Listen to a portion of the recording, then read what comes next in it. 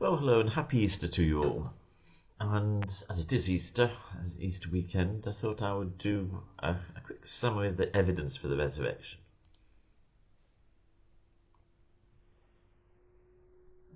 And I want to put this into two parts. Well, obviously, the resurrection is absolutely central to the gospel. If there's no resurrection, there's no gospel. It's the long and the short of it. So let's first of all look at the positive evidence. One, there are the Gospels themselves and the New Testament letters. The New Testament letters in particular are out within a relatively short time frame of the events of Easter, and people who had been around at the time of the crucifixion, there were people who had been around at the time of the crucifixion, and if it was all a load of nonsense, they could have counteracted it. And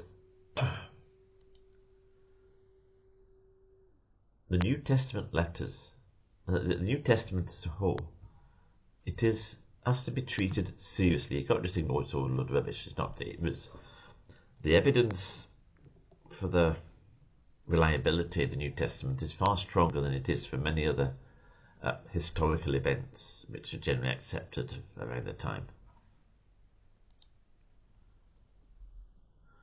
One of the key things is the empty tomb. If Jesus had not risen, then the easiest thing for the Jewish authorities and the Roman authorities did not want there to be Jesus to rise from the dead. And if they could have, if Jesus had not risen from the dead, why don't we just point to the empty tomb, to the tomb? The reason was because the only tomb they had was an empty one. It would have saved them so much trouble. Then there's the evidence of the church itself. How the church got started without the resurrection? And then, that's most relevant, in one way is most relevant, is personal encounters with the risen Christ. How is it that millions of people, myself included, claim to know Jesus if he had not risen from the dead? Then let's look at the negative evidence. It's countering arguments which are given against the resurrection. One, let's just go through a number. One is the disciples made it up. Well, the next thing is why? Why would they have done that? The immediate results or fruit of preaching the resurrection was they were persecuted, thrown into prison, and in some cases they were killed. Why would they have been prepared to die for a lie? Another one is that the disciples were gullible. Look at the gospel records themselves. It's quite clear from there that they did not expect Jesus to rise from the dead. Whenever he spoke about it, as he did a number of times before the crucifixion, about his death and resurrection, it just went straight over their heads. The people of the day, they knew they had more direct experience of dead people than we have. They knew what death meant. That when you were dead, you were dead. That was it. Game over. They were not gullible. And remember that one of the appearances is Jesus to the disciples, is the two disciples on the road to Emmaus. They'd been told by the women of Peter that the tomb was empty. They still did not believe that Jesus was alive until he appeared to them. Another one is the disciples move the body. Right, let's just nick the body and then pretend he's been raised from the dead. But again, you've got the problem of why. Why did they hold to this belief? What good did it do them? In the short term, no good whatsoever. At some point, the body would have been found.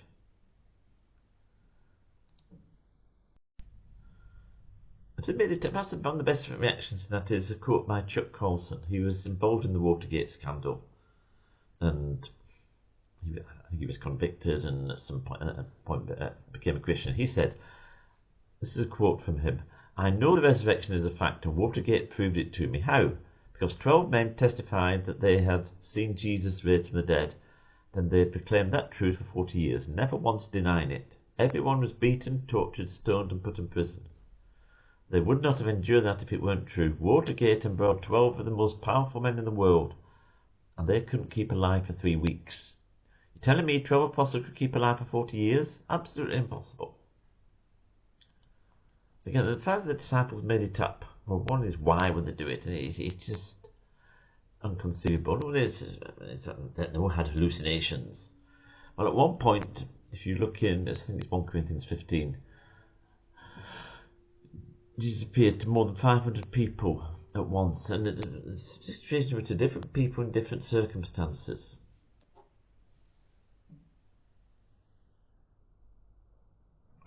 It just doesn't fit with the way hallucinations would happen. And again, there's the question, why didn't the authorities point to the tomb? Now, another one is Jesus didn't actually die on the cross. Muslims believe something like this. Sometimes referred to as a swoon theory. Jesus didn't die, he just swooned. What a nonsense. What was being crucified was like? He was severely beaten before the cross itself. He couldn't even carry his own cross.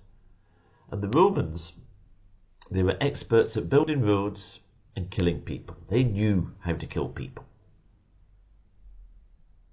And even if Jesus hadn't died, well, the whole idea is very implausible anyway, but even if he hadn't died, what state would he have been in?